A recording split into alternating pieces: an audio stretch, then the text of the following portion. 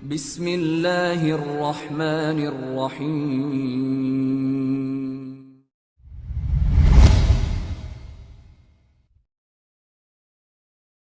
Kisah Fudail bin Iyad. Fudail bin Iyad ini teman-teman sekalian dulunya perampok. Fudail ini saking kuatnya secara fisik, ya, dia bisa merampok sendirian teman-teman. Sendirian. Orang-orang Arab, kafilah Arab kalau lewat di tempatnya Fudail ini di daerah Irak ya, kalau lewat mereka bilang jangan lewat malam hari. Di sini ada Fudail. Fudail ini gini, ciri khasnya teman-teman. Kalau ada kafilah lewat, dibunuh dulu, baru ampas. Jadi biar antum kasih, ini ya harta saya Fudail, jangan bunuh saya. Nggak bisa, tebas dulu. Nggak ada ceritanya, bunuh dulu baru ambil harta. Jadi Fudail selalu membunuh nih. Teman-teman kalau belum tahu tentang kedudukan Fudail teman-teman, sekarang kalau antum baca buku apa saja dalam tazkiyatun nafs, pensucian jiwa, masalah keimanan, masalah taubat, pasti ada namanya Fudail ibn Iyad berkata rahimahullah. Fudail ibn Iyad ini ulama besar sekarang, dikenal. Ini dulu dia awalnya perampok, penjahat besar, bunuh orang, setiap orang lewat dibunuh sama dia. Satu waktu teman-teman sekalian, dia mau masuk ke dalam, dia masuk dalam satu kota, di salah satu kota dekat tempat dia mencuri, dia mau merampok nih. Naik tembok rumah, dia temukan di dalam rumah itu tuan rumahnya lagi sholat malam dan membaca firman Allah dalam sholatnya itu surah Al-Hadid, surah nomor 57 ayat 16. Bunyinya begini. A'udzubillahi minasyaitonirrajim.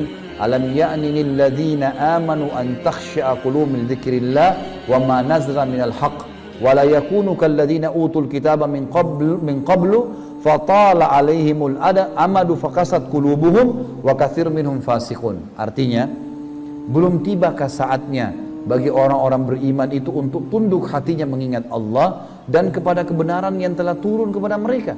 Ada Al-Quran, ada hadis Nabi, tinggal belajar, mati masuk surga. Itu maksudnya. Lalu janganlah mereka mengira, jangan mereka menjadikan diri mereka seperti orang-orang yang diturunkan Alkitab sebelum mereka dari Yahudi dan Nasrani. Kemudian mereka berlalu dengan masa yang panjang, tapi mereka tidak mau mengikuti kebenaran. Akhirnya hati mereka menjadi keras dan kebanyakan mereka adalah orang-orang fasik. Yang terjadi teman-teman waktu mendengar ayat ini, rupanya Fudail bin Iyad tersentuh. Belumkah tiba saatnya orang beriman untuk tunduk, untuk kembali ke jalan Allah? Dia tersentuh.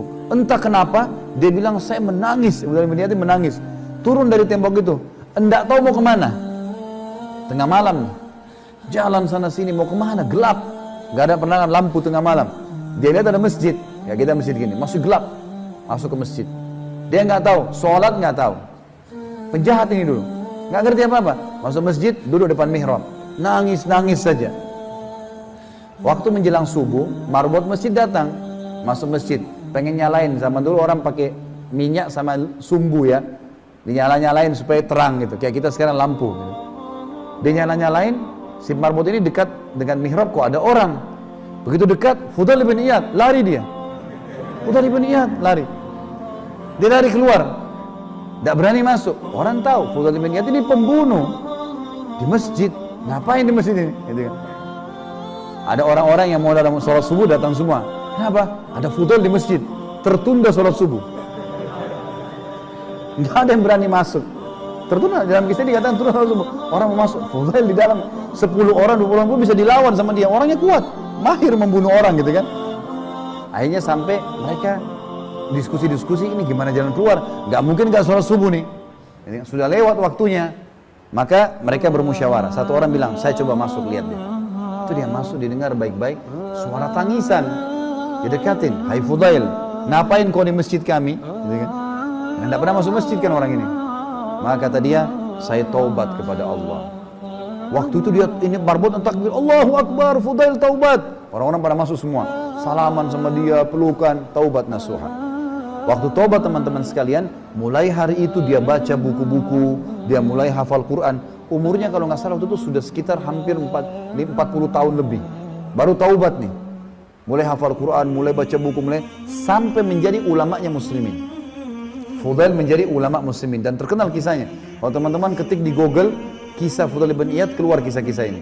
Tentu banyak versinya ya. Ini salah satu versi yang saya sampaikan. Kalau bagaimana setelah taubat dia menjadi ulama muslimin. Dan ini yang dibutuhkan teman-teman sekalian. Setelah kita berbuat salah dulu, taubat nasuha, menjadi orang baik, kemudian kita isi dengan amal-amal saleh, meninggal insya Allah kita akan masuk ke dalam surga. Allahu a'lam.